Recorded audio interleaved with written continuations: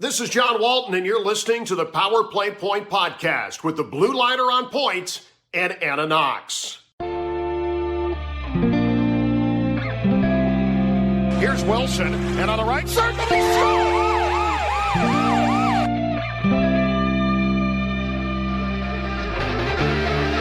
Rebound loose, wild scramble in front, score! Ovechkin with a buzzer beater! It'll count! And a hat trick tonight, number 21,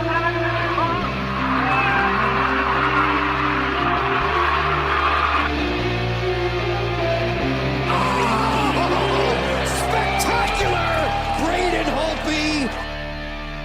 Hello and welcome once again to the Power Play Point podcast. This is your host, the Blueliner on point, speaking to you live to tape from the frozen tundra that is Glen Burnie, Maryland. Thank you, Mother Nature.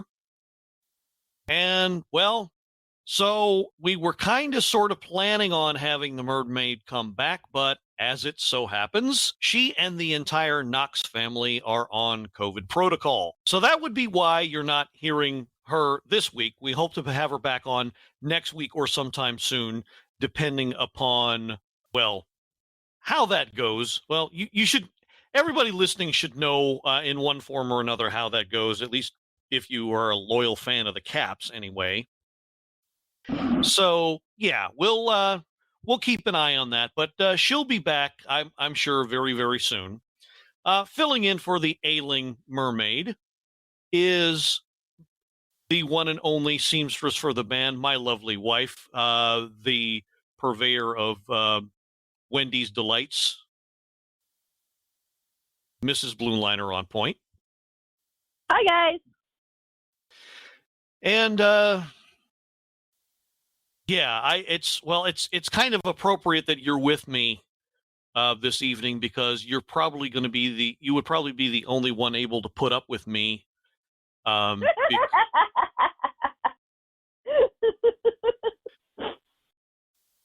we didn't have a good week, did we? No, we did not, and neither did the Caps. We had a good week. I was talking about the Caps. Oh. Why did we not have a good week? Because I never got my crispy fries. You haven't asked for crispy fries. Well, I want crispy fries. Well, you need to tell me before I get home from work. Okay. Yeah. Sorry. As I revealed a few weeks ago with the episode I taped with Brad Silvestro, Caps Just a Fan. Yes, I'm a Wendy's guy. So there will be shameless pluggings of Wendy's items all through the episode for my wife's benefits, because I would like to stay on her good side most of all. Anyway, and there was no... Wendy's is going to be on my good side? What? You plugging Wendy's is your attempt to get on my good side? Maybe. Okay. That's an interesting approach, but okay. You are in Wendy's management, yes? Yes, I am in Wendy's management, and I just spent 10 hours at work. Do you really think I want to hear more about it? Maybe, maybe not. Do you want to hear anything more about your job tonight? No, not really. Okay, I rest my case. Fine. But I never plugged that. Yes, I know you never plugged that. I never will either. Anyway, but it doesn't matter because there were no magical McNugget minute goals this week scored anyway, so no need to mention that. All right, let's But just... you just did. I know I just said, but... All right, let's try to get this over with in a positive way. Oh God. All right. So the intended schedule after For this week would have been Monday, Wednesday. Wait a minute, didn't we play on Monday? Okay. So the intended schedule was after the Sunday evening game, that ended in an overtime loss against the New Jersey Devils was a Tuesday evening game in Montreal against Les Canadiens. Well, that has been postponed due to the cross-breeze policy that is in place by, basically Canada's COVID standards are a lot stricter than those down here south of the border. So until they decide that the American teams are good enough to do the crossing of the border, such games are postponed. They can't come here. We can't go there. It's a sharing the bed type of thing. It's anyone who's married and has somebody who likes to hog the sheets might. That's why there's 2 blankets on the bed. Okay, probably too much information, but anyway, you get the idea. You brought it up. Yeah. Anyway, the intended schedule was a Tuesday evening game against Montreal. That got postponed due to the cross-border issues, and that will be made up at an as yet to be announced later date. So it was on to this Friday evening. So that gave the Caps a 4-day break, but it was a mini road trip in the Midwest. That gave the Caps a 4-day break, and so the game was not played until Friday evening, the 7th, against the 2019 Stanley Cup champion St. Louis Blues. And I was actually looking forward to this after no hockey for 4 days, and had I known what the result would be, I would not have been looking forward to it. It started off nice. It started off really great, in fact. 2 minutes and 2 seconds. They looked slow. What? They looked slow and tired at the beginning of that game. I'll get to that. Well, if they looked slow, then how do you explain Daniel Sprong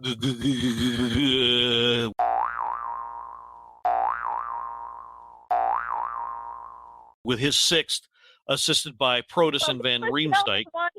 He was the only one who was doing a good job moving. Everybody else looked slow and tired.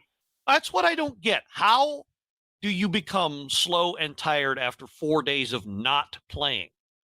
The same reason why after I was out of work for a week, I was slow and tired when I went back to work.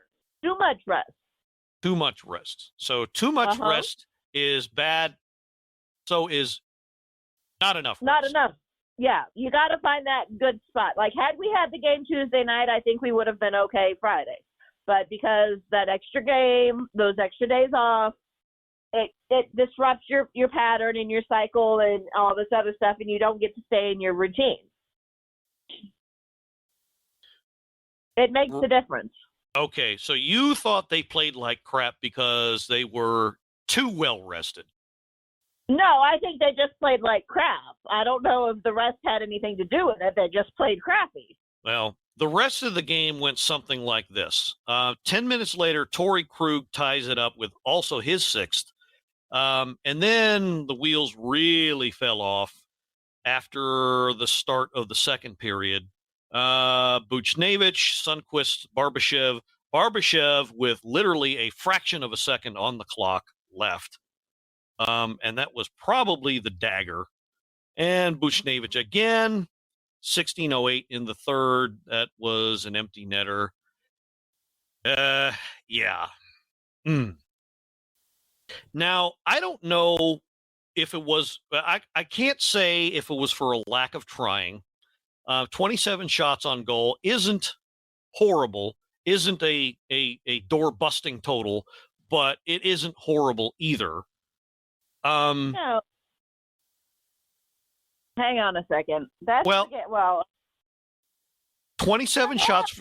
27 shots for the Caps, 24 allowed, 24 the Blues got. And what were you going to interject with? Hang on. Okay, we're not in February already. We're still in January. We're still in January. I know. I got to go back and remember I went to bed after the first period because this game was. Well, you didn't miss much. Yeah, I know I didn't miss much because the first period there was no scoring. Wait a minute. No, there was that scoring.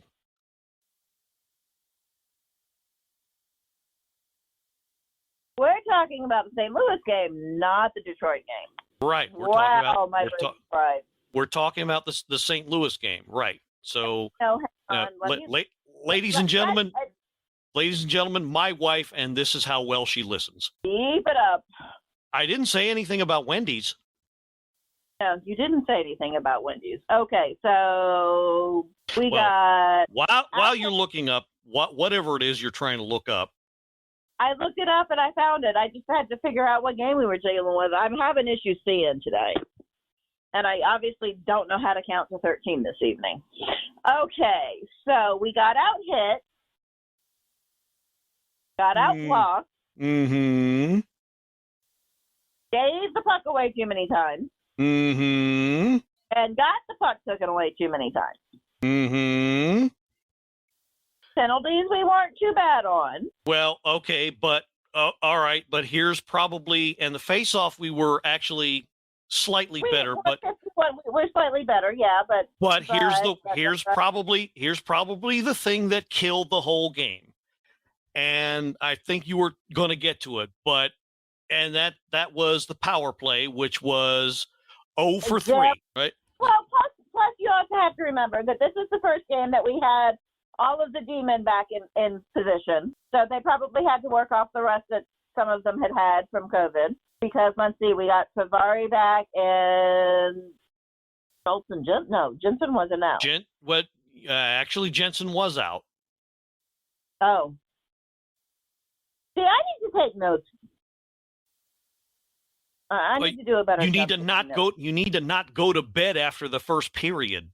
Although, well, then I need to not be working the hours I work and being at work at 5:30 in the morning. All right. Anyway, as I was going to get to, probably the worst part was the power play, which was a staggering 0 for 3. What's the O stand for? Oh, dear God in heaven, for the love of all that is holy, fix the power play. Yes, they definitely need to fix the power play. Lord Stanley Almighty, fix the freaking power play. My God, if they had been 100%, they'd have made a game out of it. Yeah.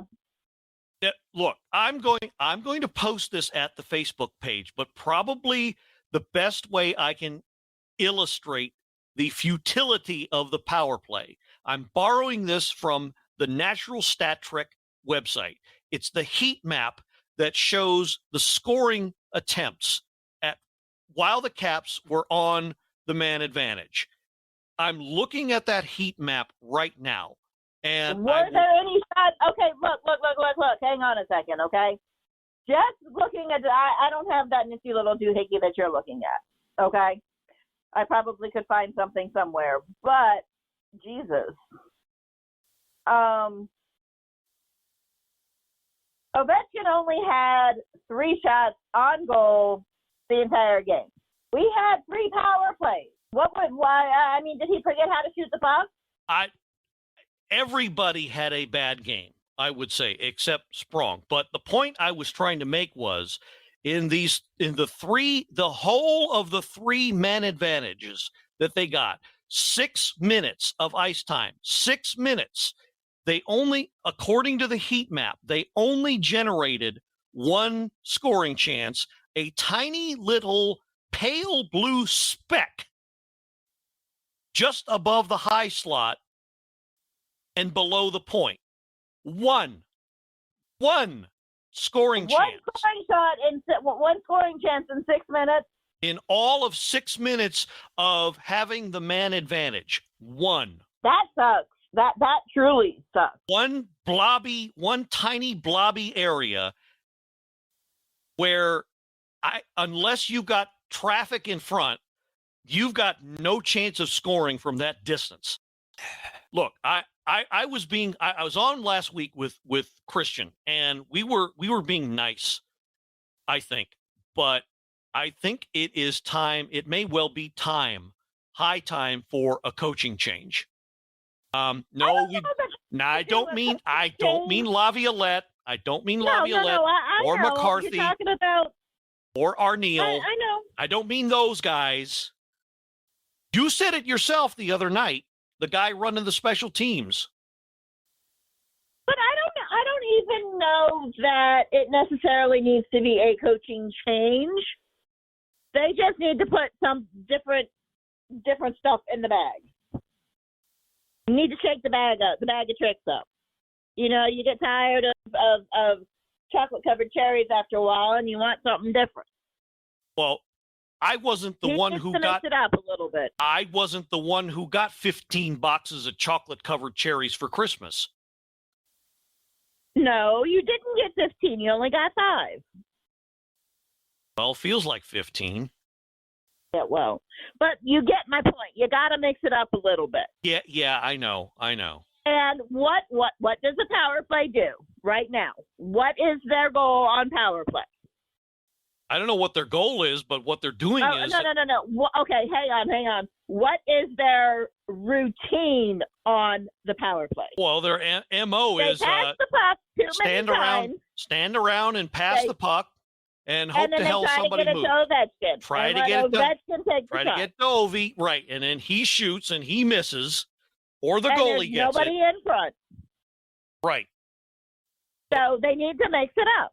I love the captain. I love it when he scores, and that's his thing. He's scoring from his office, but yeah, right, and that's fine and dandy. But after 17 years, 15 the other years, right, the other 31 teams have figured it out, and right.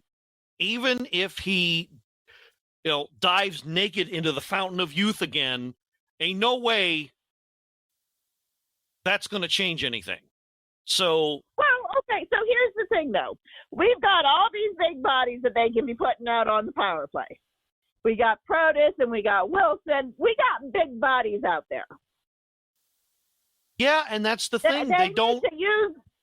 They need to put them big bodies in front of the net. And I'm sure Alan May, no less a guy than Alan May, has said that at least 500 times. Yeah, well, the coaching staff needs to be listening to some of us. Yeah. But, yeah, I would like to see Protus for one, Wilson for another. That's the role. Now, that's the role that normally TJ Oshie plays. He's the guy in the middle, causing, making stuff happen. And Oshie has had some issues this year. I mean, issues staying healthy. And, has not helped. No, well, in the least. The entire team has had issues staying healthy this year. Well, yeah, well, I don't buy that as an excuse, because every team. Buy it as an excuse either, because look at how much we did earlier. That plus other teams have had to deal with the same thing. Case in point, the game afterward. More on that later. Yeah, well, I have my opinions on the game last night, and yeah. Well, fine. We'll get to that, and we'll get to that later.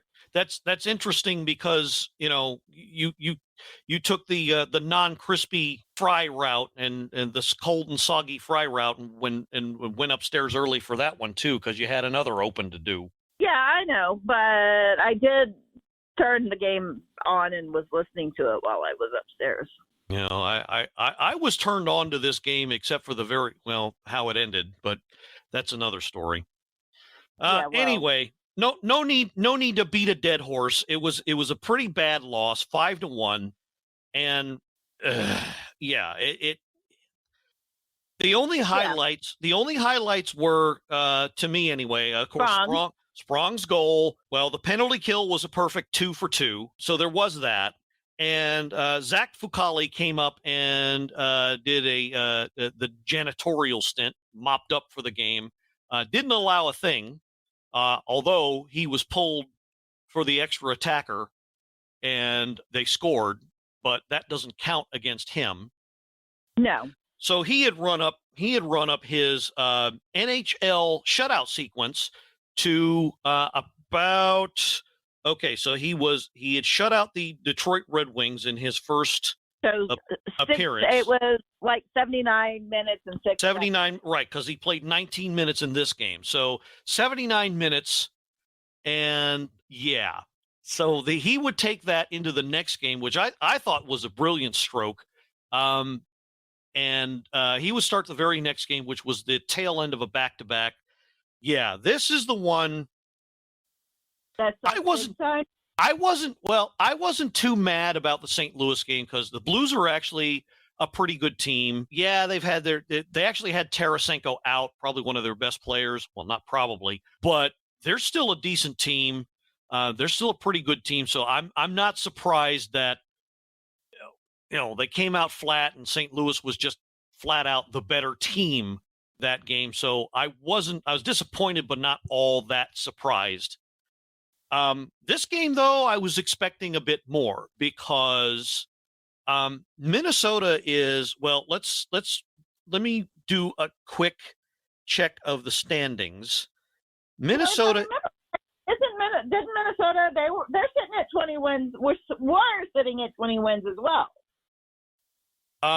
They were at 20 wins before last night, and they are currently in a wild card spot.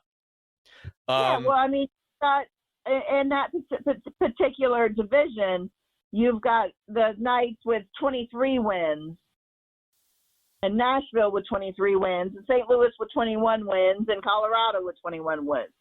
I mean, them being in shit. They're not, well, point being, Minnesota's not bad, but they're not as good as, I would say, a Colorado or a St. Louis, whom they are trailing in the standings. Anyway, and on top of which, let me set the stage here, on top of which, they were missing 1, 2, 3, 4, 5, 6, 7, 8. Yes, I know. They were missing 9 players last night. 9 players. 9 regular players. Yes, I know. And their top 2 defensemen or something? Right. And on top of that, they were also missing probably one of the best young players in the league right now, Kirill Kaprizov. God knows what the result would have been had he had some ice time in this game. But they had to sit him. I think he was either ill or injured. But anyway, he was out of this game. And so were the other 8 regulars. So you figure maybe this team isn't right for the picking, but it should have been, I don't know, maybe not as competitive. Yeah, but okay, but you got to take a look at it though too. I mean, look at how many games we played. I mean, we've gone without our 4. We played 1 game, 2 games with all 4 centers. That's because they're missing a lot of players from the regular roster. Does not mean they're not going to be competitive. I mean, that. They've got 20 wins. 20 wins. I get that, but it does mean they are less ready, a less cohesive unit, and probably, I don't know. I don't know if they took them lightly or what the hell happened here. But point being, I can tell you what the hell happened last night. Well, we'll get to that. But point being, this should have been a win and was not. Well, again, I can tell you what happened. All right. What? Okay, fine. Tell me what happened. They didn't wait. They stopped playing before the whistle blew. And Hagelin scored for the other team. We'll get to that. Let's just jump into the scoring summary. First period, no goals, and then no goals, and then McMichael.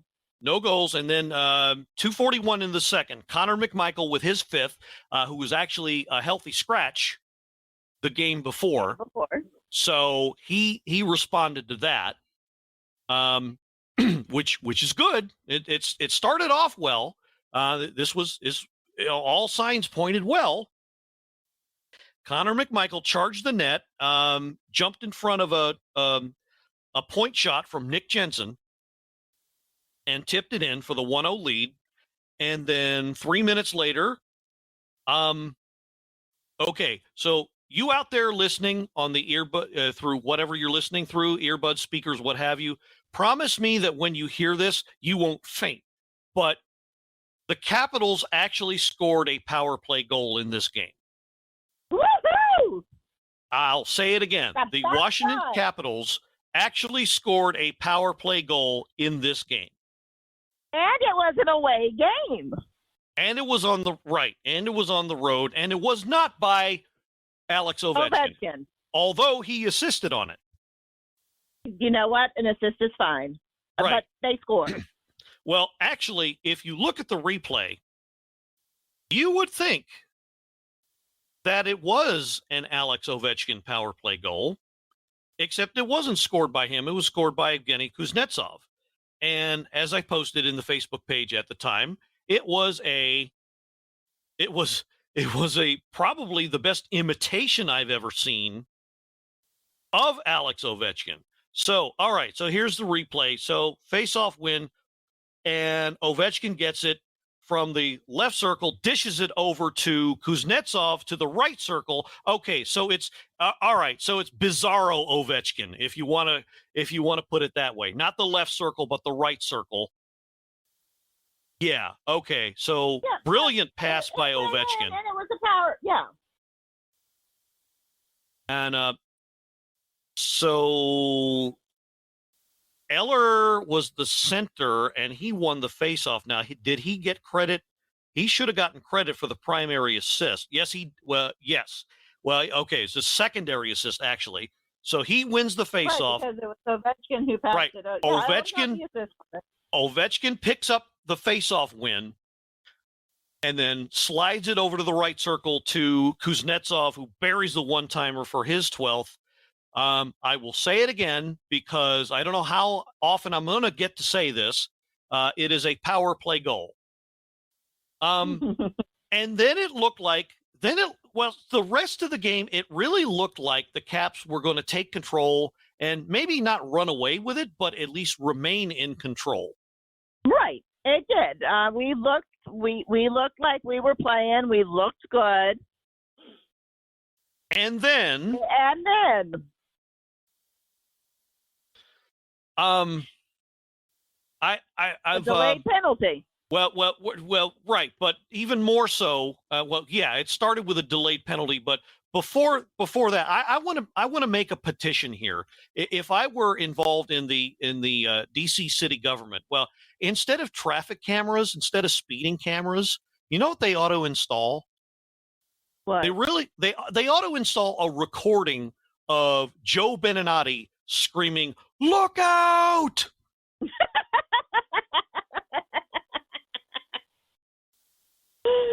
But, here's what I don't get about that. I know they thought the other team had possession. But until the damn whistle blows, you don't stop playing. Well, yeah, and that wasn't the only thing that blows, but that's I don't think it was that they stopped playing. It was just because you can see Hag sit there. He's like, "Oh shit," and then he didn't try to go get it. No, it wasn't quite like that. I think Hagelin, honestly, I am far from a Hagelin apologist. If you saw my Twitter feed, I was giving it to him pretty good.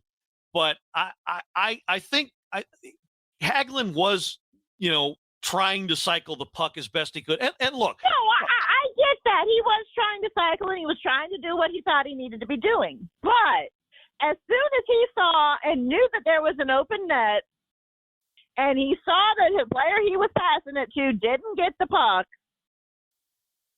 you got to move after the puck. You don't just stop. Well, not a whole lot he could have done, though. He was behind the other team's goal. Did you see the replay? Hang on a second. He was below the goal line. He was trying to make a cycle to the guy on the point, and it was a bad timing play. I think he was trying to get. Hang on. No, when Hagman made that pass, he was not below the goal line. I'm punching up the I replay just now. watched the replay. No, he's up like halfway through the circle. I mean, yeah, he's on the outside, but Okay, well, point being, you don't run. What was he supposed to do? Right? What was he supposed to do? It was okay. It was okay, a hard hang on, pass. Hang on. I'm looking at Yes, it. It was I'm looking at it. It was a hard pass. Yes, I admit, and you're right. There's nothing he probably could have done, but you still put out the effort and try. Well, he looked like somebody had Knocked the air out of his sail. shot his dog or something, because he did generally feel bad about it. No, I know he does, but like I said, I mean, you still, okay, hang on. Since you keep bringing up Wendy's, if we screw something up for somebody, do I say, okay, well, shit, I can't make it right, so why bother trying? No, I get back out there. Today we had somebody come in, somebody came in today, said her food was cold. What did we do? We got it right for her. You still try. Even if we screwed up 3 times or screwed up a second time or whatever, we still put the effort out to make it right. And again, I'm not a Carl Hagelin apologist, but it's not like he didn't try the rest of the game. Right, I know. He was out there. Try, I mean, they did try the rest of the game. I get that, but I will even go as far as to say this. I think he was trying to do the Caps a favor and kill the power play before they had a chance to screw it up.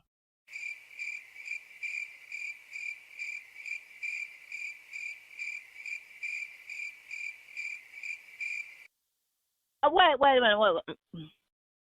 Why would you run out? They weren't on the power play yet. That was meant to be a joke. Oh. But yeah, because remember that was what they, like I said though. But the whole team stopped playing. They thought they heard they did. I mean, because I can't see who it was that the puck went past. Kuznetsov was the closest to the puck at the time, and I think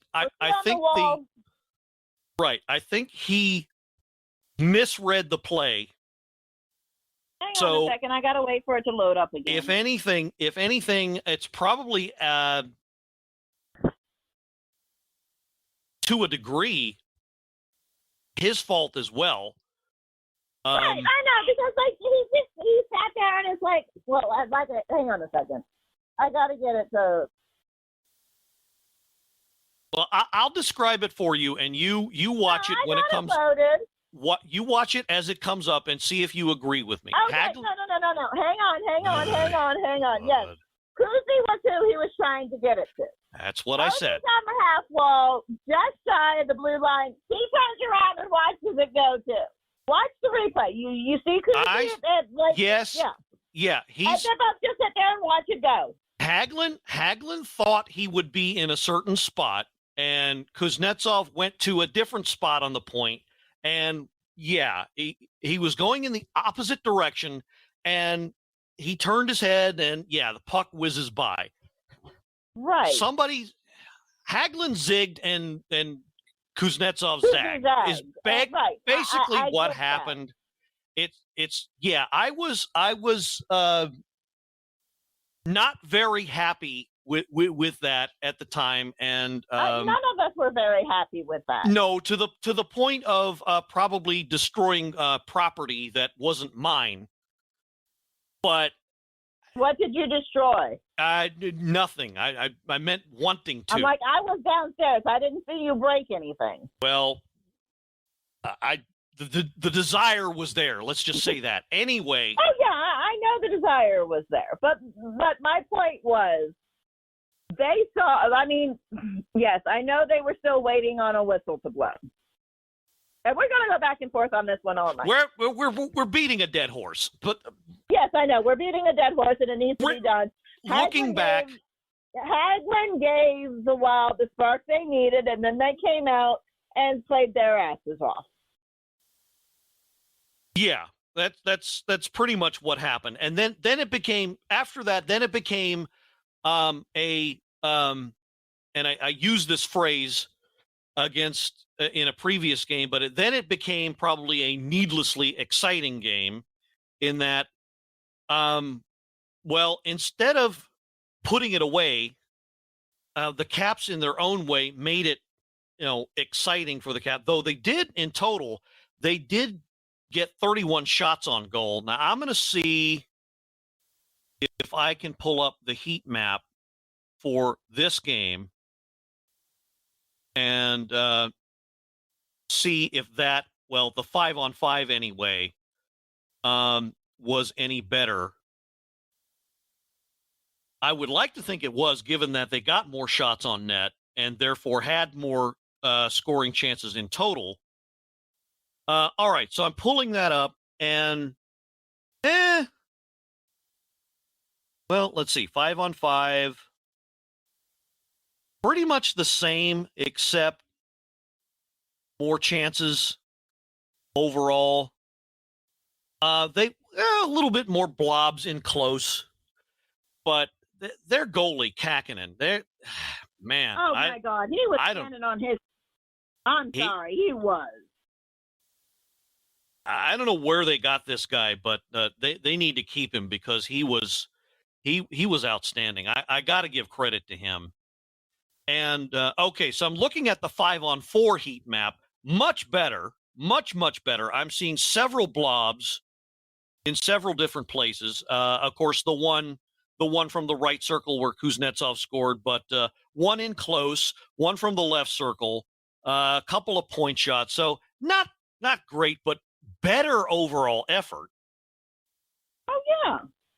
But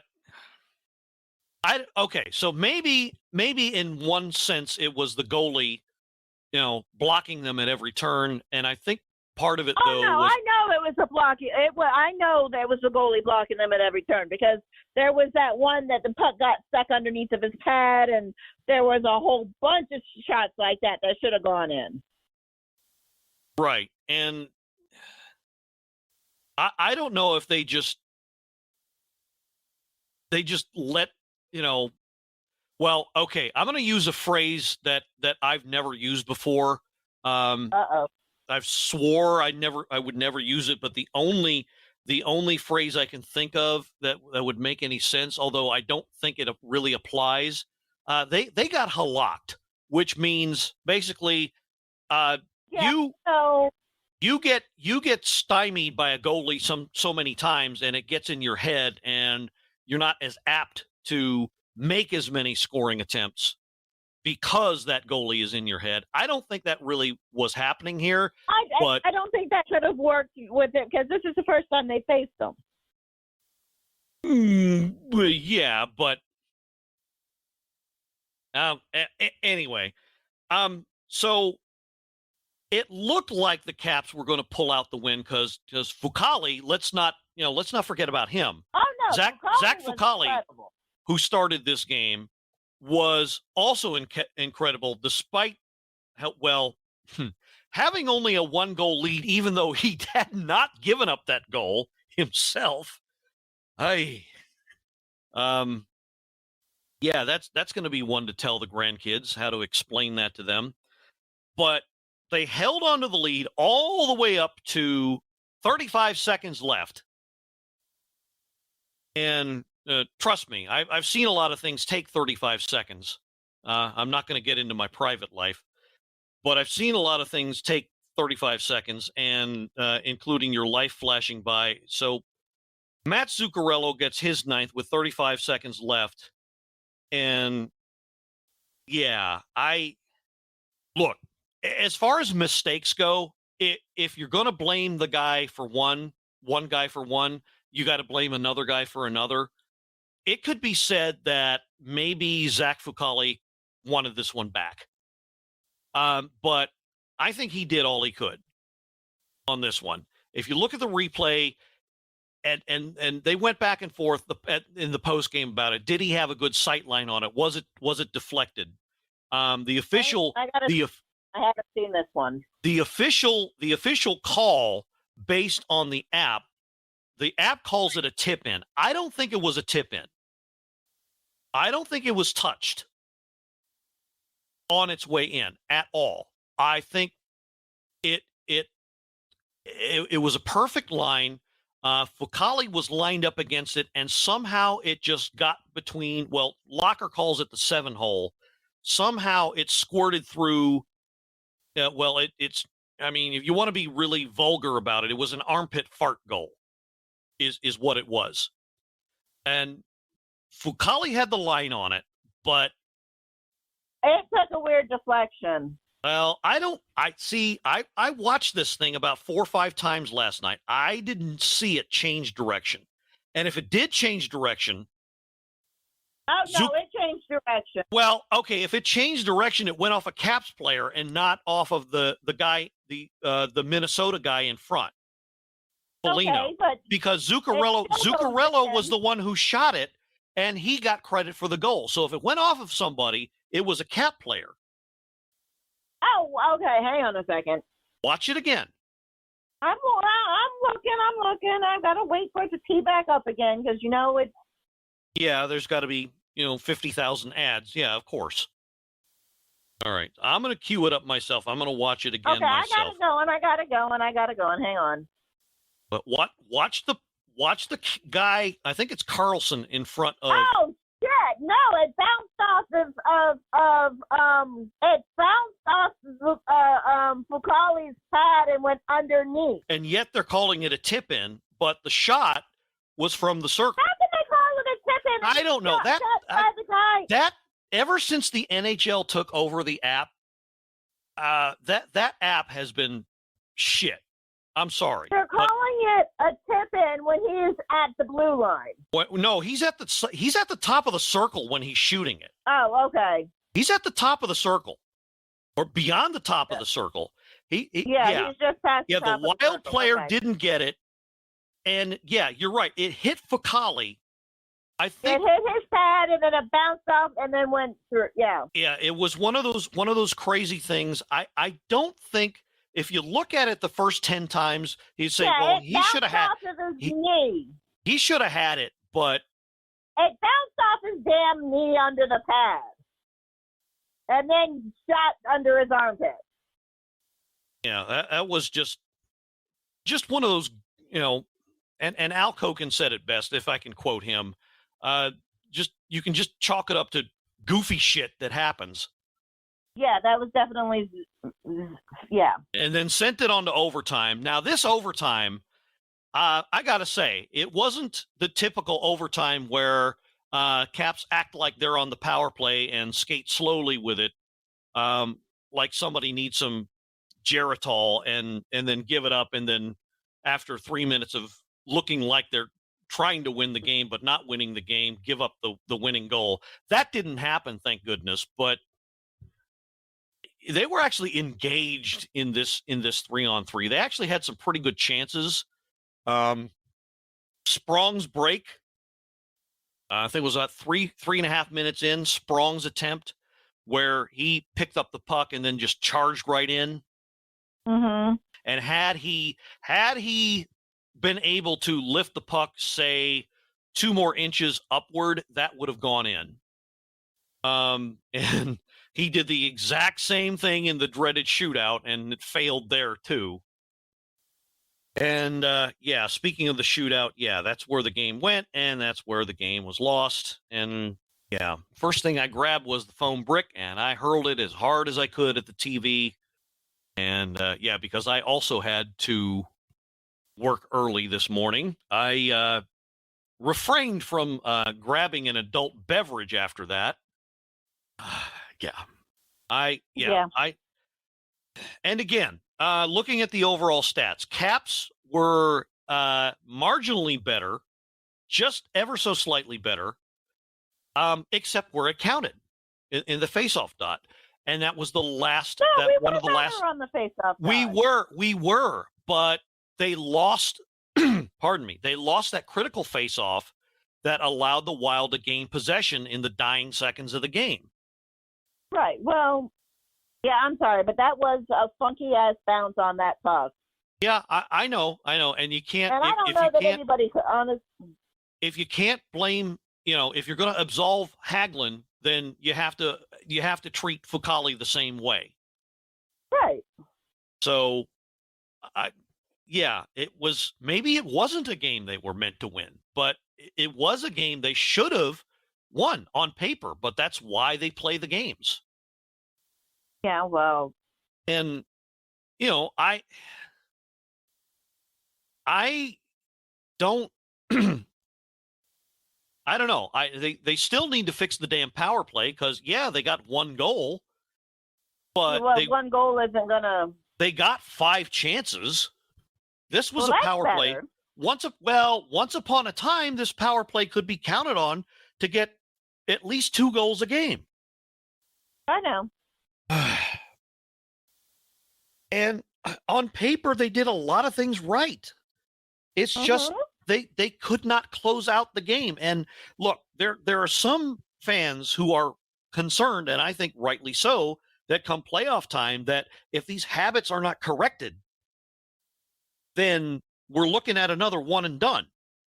Right. Well, you know what? I can't say that these fans are wrong. Now, the difference in the playoffs is going to be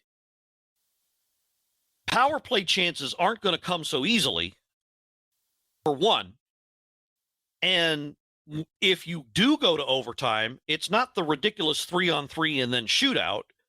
Everybody plays 5-on-5, and everybody has a job to do. It's not a glorified skills competition. So I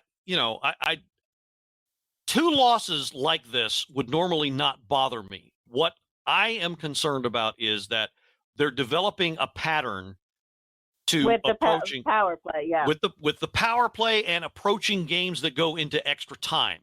And the fact that they cannot, for some reason, simply close out games when they have the lead late in a game. It's the same thing. Anna, it boils down to the same thing Anna and I would always complain about. Where's the 60-minute effort? And I think the effort was there in their minds, but they didn't. It just didn't, for whatever reason, did not translate into a result. I wish I could put my finger on what it was. Maybe some of the advanced stats, if I had a chance to look at it. Now, certainly the heat map tells a story of some sort of effort. If I had a chance to look at the advanced stats, maybe that would say something. But,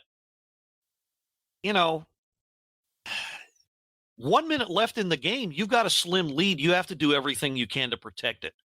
I don't know that happened. And it was to their detriment. And, we're sitting here, we're grasping at straws, trying to find answers. And I, for one, be able to. I'm sure coach has given them. Yeah. Yeah. I don't think the answer is a tough practice. I don't think the answer is a tongue lashing or benching people. They're just going to have to sit down and figure it out for themselves, how to get into the habit of closing out close games. And until they learn to do that, I hate to say it, but it may well be that it's a one and done that they're looking at. I would like to think otherwise, that other results are possible, and they are. I'm not down on this team by any stretch, but no, definitely not. There's habits that are creeping back in that they need to start, addressing now. Oh yeah, definitely, because we are getting close to halfway through the season. Right. And I don't have any doubt that, barring an epic collapse, this team will make the playoffs, but it's not enough to make the playoffs anymore. I would like to see, I'd love to see them get past the first round, love to see them make another run. Everything we've seen out of this team shows that they're capable of that. Mm-hmm.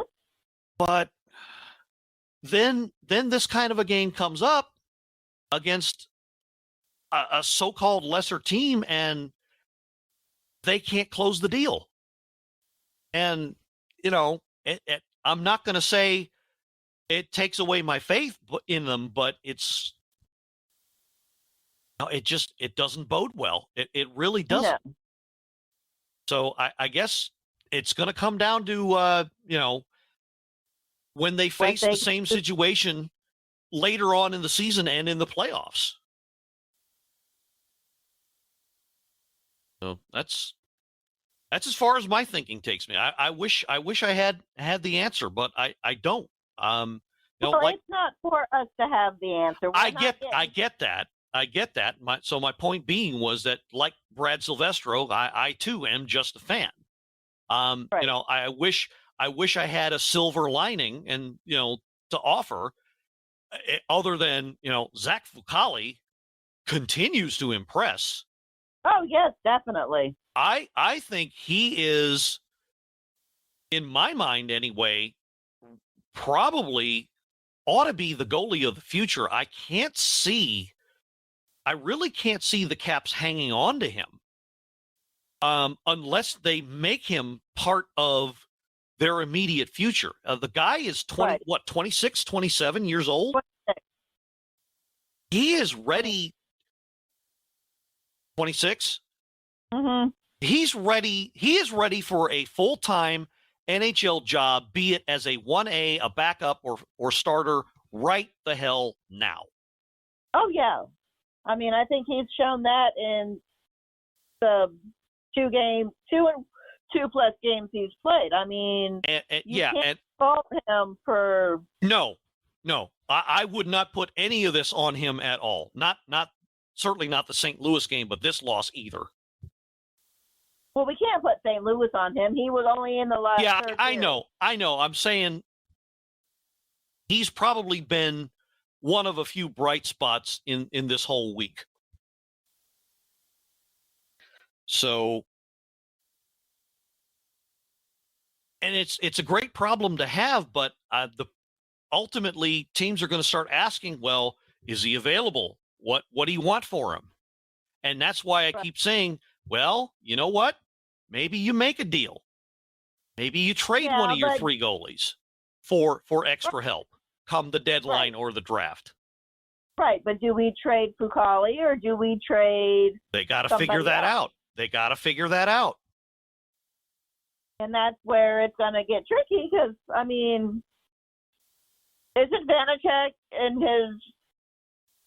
Well, Vanacek and Samsonov are both restricted free agents after this year. So that gives management an advantage in that they control their immediate destiny. Remember, restricted free agent means you get essentially right of first refusal. And and that, you're pretty much, tied to that team, except if some other team makes an amazing offer that the original team doesn't want to match, is what it comes down to. Right. I don't see anybody doing that, but and then you've got Fucale, who is playing out of his mind and is basically making the statement that he wants to stay with the big club.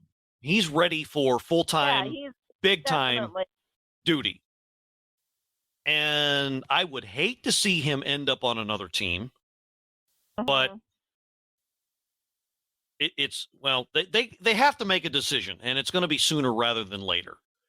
And, I hate to sound like I'm playing this tune over and over again like a really bad DJ, but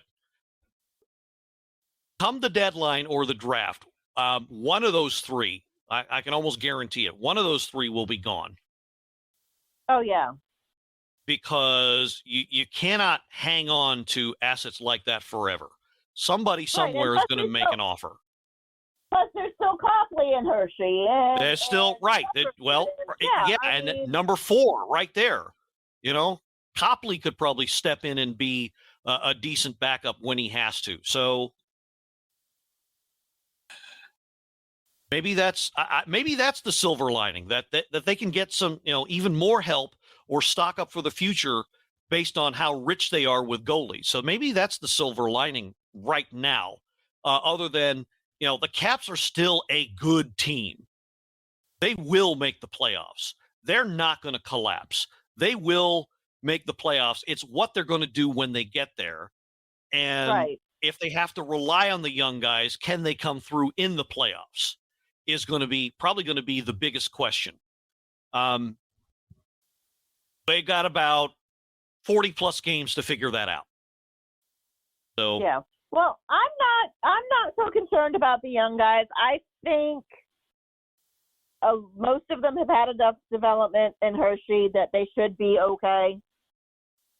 I mean, based on what we're seeing from them so far, I'm not worried about the newbies. Well, okay, so maybe your McMichaels, your Brett Leeson, those guys, I'm not too worried about. I don't know that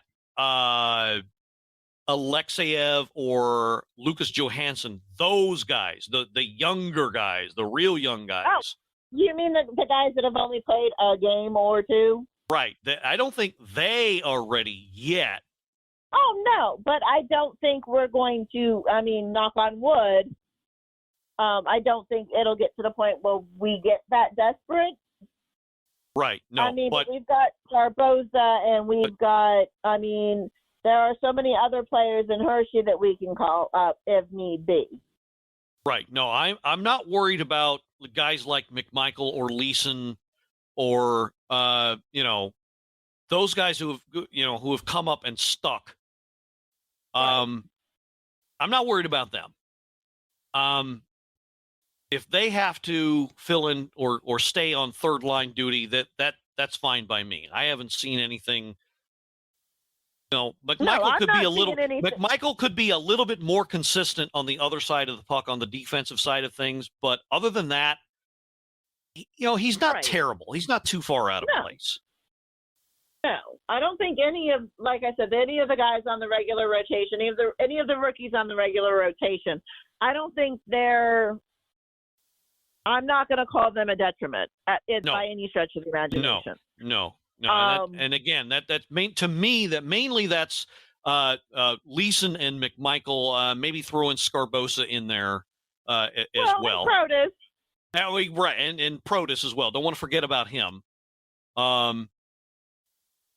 But yeah, maybe those 4 guys, if you have to keep them in your main 12 forwards in your 4 lines, yeah, I'm not worried about that at all. Right, and like I said, we still have a bunch of talent in Hershey that if it came to it, we can call some of them up. Gersich has been on a streak in Hershey this last week. I think he scored. I almost forgot about him. I've been wondering why he scored like 5 or 6. I don't know exactly how many. I know one game he scored twice. Oh, actually, no, he's had 2 games where he scored twice. Yeah, he was like player of the week in the AHL, I think. Yeah, he was. So we still have more depth that we can call on. Yeah, and that's going to be critical when we get to the warmer months and there's extended travel. So yeah, it's going to be the deepest team that is going to make the strongest run for the cup. Make the strongest play. Well, we just need to get healthy and stay healthy. Yeah. This non-COVID related illness stuff is starting to concern me. Yeah, that it is, and maybe that'll go away when winter finally goes away. But well, no, I think the timing of it is a little questionable. It just seems. How do you figure? Really, it just seems odd to me. We finally get Backy back. He plays 2 games and he goes down with COVID. And then he plays one game and is out with his non-COVID related injury or illness, and they put him on injured reserve. So does he have long COVID and just doesn't have the strength to play? And while he's not technically got COVID anymore, he may be having some of these side effects. And that's what worries me. I mean, especially since he went through the extended rehab with his hip and stuff like that. Did he not get the strength up where he needed to be 100%? I mean, the 2 games we saw him in, he looked great. But it concerns me because the players that were out on COVID, Backy and Oshie and now Vanacek, all 3 of them were out on COVID. And now they're out again on non-COVID related illnesses. Yeah. So is it really non-COVID related, or is it a side effect of the COVID? Yeah, and that kind of bothers me too, but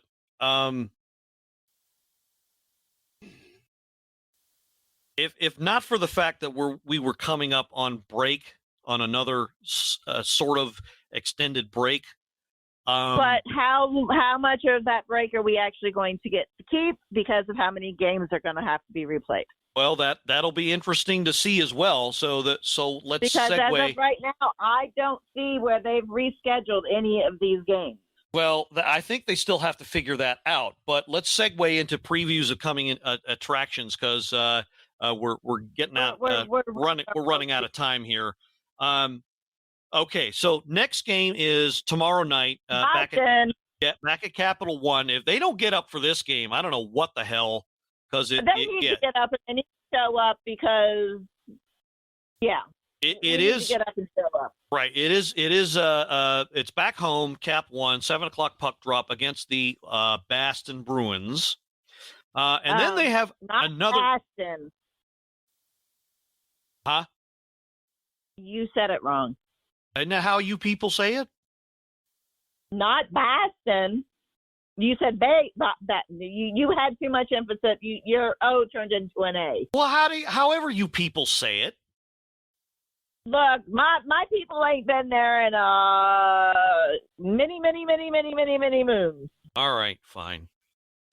Anyway, after that game is a 4-day break, which, like you said, they could use to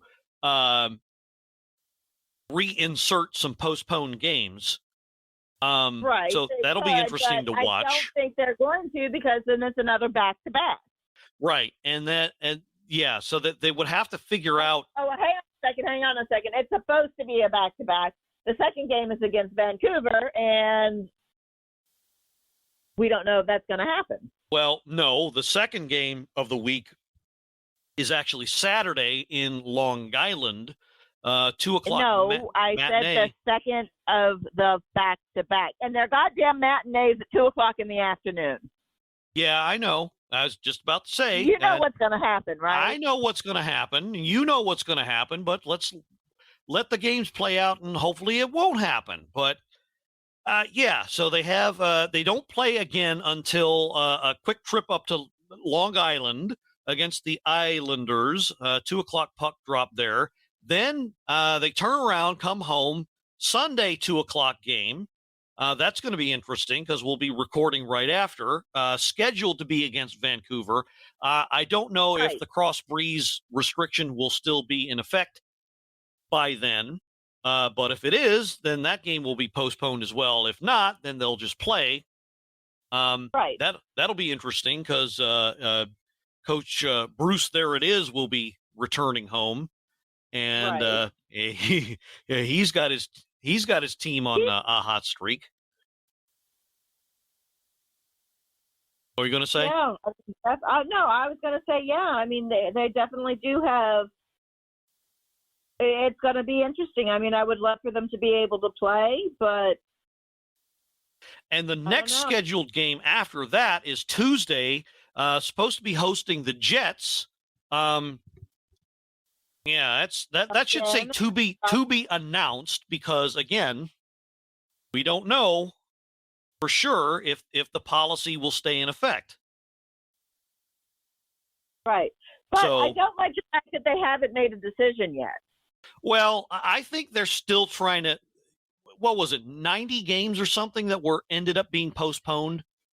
It's been it's a mess load of games that have been postponed. That's a lot of games to figure out in a short space of time, and you got to figure out arena availability and. Right, you got to figure out the arena availability and all this other stuff, and it doesn't help the basketball's in play and all this other stuff. I get all of that. My point is, I'm concerned with the fact that the Canadian government hasn't said one way or the other if these games will be allowed to continue. It's the government that's stopping the plays going back and forth, not the NHL. Well, they're going to take their sweet time. You can't. Yeah, but wasn't the travel ban in effect through the end of January?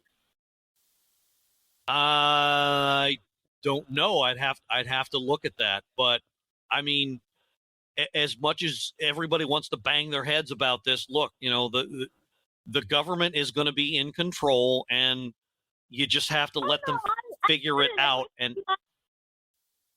we have to do what we can to keep players safe and keep everybody else safe. And I get that, and I understand the reasoning behind it. I do. I mean, yeah, I read an article that states why, while Canadian numbers are down and why they're still on lockdown in a lot of places, why we're not. While they have free health care, they don't have the number of hospitals and beds and stuff like that we do. So they have to stay locked down to keep the spread. I get that. I understand that. That makes perfect sense to me. But a decision has to be made. I mean, if we bring the Canadian teams down and put them in a bubble and we do like we did modified versions from 2020. See, I would. That's the last thing. That is the last thing I want. I don't want another bubble. I don't think that's the right way to handle it. I'm not even saying it has to be a bubble. Just bring the Canadian teams down and put them in a bubble, let them set up, and then they can then spend their 2 weeks in quarantine doing what they need to do. Or wait a minute.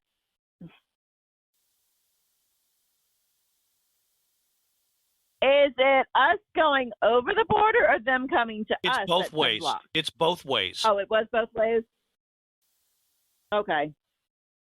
Because the Caps, they were supposed to play Ottawa the last Monday of December, and that got postponed. That's one of the games that got postponed. Right. Okay. Hang on a second.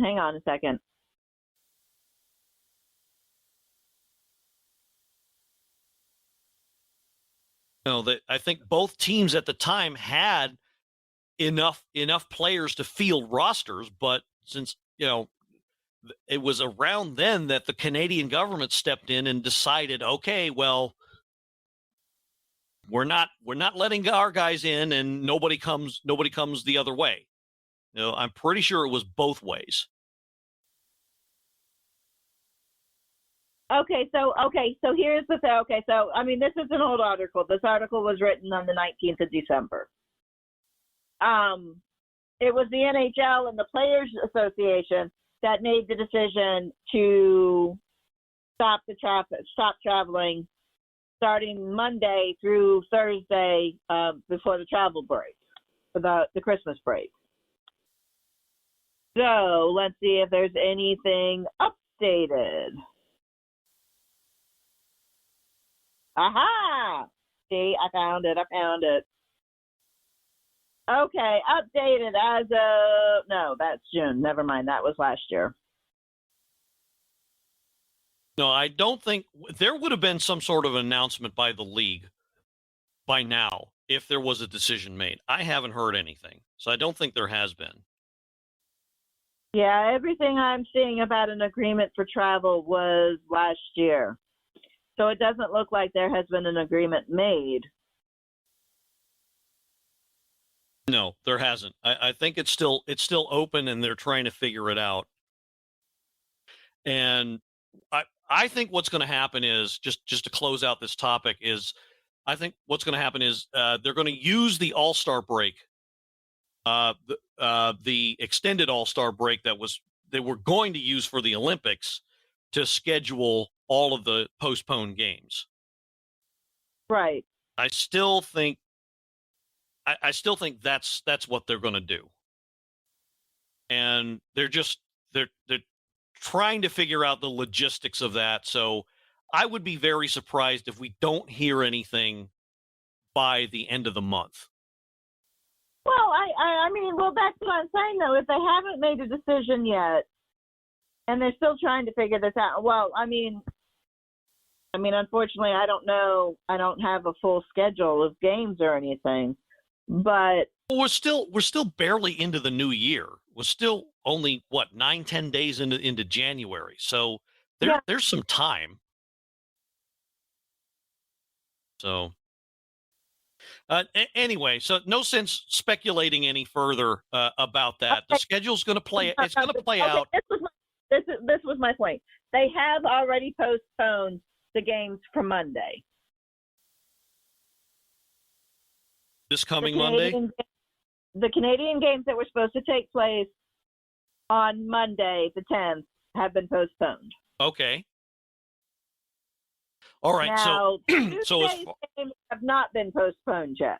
Okay. So up to that date, then the border policy is in effect, unless we hear otherwise. So we're just going to have to take it. I know we're going to have to take it one day at a time. Yeah, just like a really bad, 70s sitcom. So anyway, that it was bad, but okay. I don't even. Yeah, I know you didn't like it. That's fine. Anyway, right. Anyway, okay. So we've gone on pretty long. Hopefully not too long for you out there listening. Thanks for bearing with us for another episode. You out there in the state of Maryland, Commonwealth of Virginia, and District of Columbia, and everywhere else around the globe. Thanks for bearing with us for another episode. We'll see you in the games that we described. Hopefully there won't be too many major changes to the schedule. And like Joe or the lineup. Or the line. Well, I was just getting to that. Like Joe B. and Locker were saying, hoping against hope that at the very least Oshie and Backstrom make their way back to the lineup Monday night, tomorrow night. We'll see. That would be a great boon to them if they were, but we'll see. And as always, if I hear anything on Twitter comes across my radar, I'll be sure to post that on the Facebook page. All right, so we've come to the end. So for the Mrs. Blueliner, this is the Blueliner on point. The Blueliner on point, signing off and reminding you that, well, maybe I don't know what the word apocalypse means, but you know what? It's not the end of the world.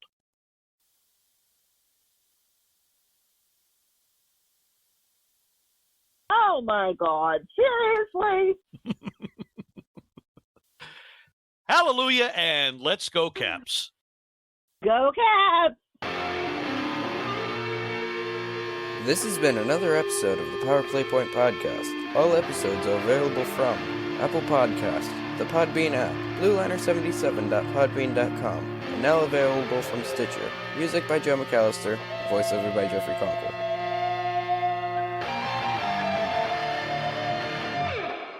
Good morning, good afternoon, and good night, Power Play Point Podcast. Thanks for listening.